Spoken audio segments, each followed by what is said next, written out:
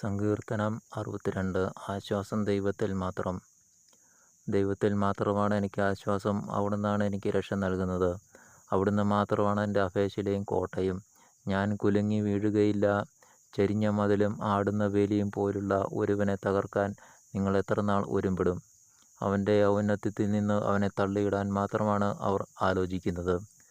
അവർ വ്യാജത്തിൽ ആനന്ദിക്കുന്നു, അധരങ്ങൾ കൊണ്ട് അനുഗ്രഹിക്കുന്നു, ഹൃദയം കൊണ്ട് ശപിക്കുന്നു. ദൈവത്തിൽ മാത്രമാണ് എനിക്ക് ആശ്വാസം. അവിടുന്നാണ് എനിക്ക് പ്രത്യാശ നൽകുന്നത്. അവിടുന്ന് മാത്രമാണ് എൻ്റെ അഭയശിലയും കോട്ടയും. എനിക്ക് കുലുക്കം തട്ടുകയില്ല.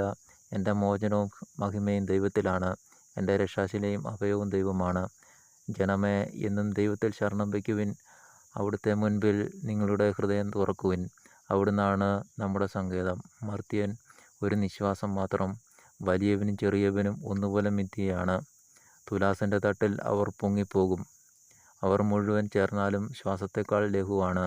ചൂഷണത്തിൽ ആശ്രയിക്കരുത്. കവർച്ചയിൽ വ്യർത്ഥമായ ആശ വയ്ക്കരുത്. സമ്പത്ത് വർദ്ധിച്ചാൽ അതിൽ മനസ്സ് വയ്ക്കരുത്. ദൈവം ഒരു പ്രാവശ്യം അരുളി ചെയ്തു, 2 പ്രാവശ്യം ഞാൻ അത് കേട്ടു. ശക്തി ദൈവത്തിൻ്റെതാണ്. കർത്താവിൻ്റെ കാരുണ്യവും അങ്ങയുടേതാണ്. കർത്താവേ, അങ്ങ് കാരുണ്യവും അങ്ങയുടേതാണ്. അവിടുന്ന് മനുഷ്യന് പ്രവൃത്തിക്കൊത്ത പ്രതിഫലം നൽകുന്നു. ദൈവമായ കർത്താവിന് സ്തുതി.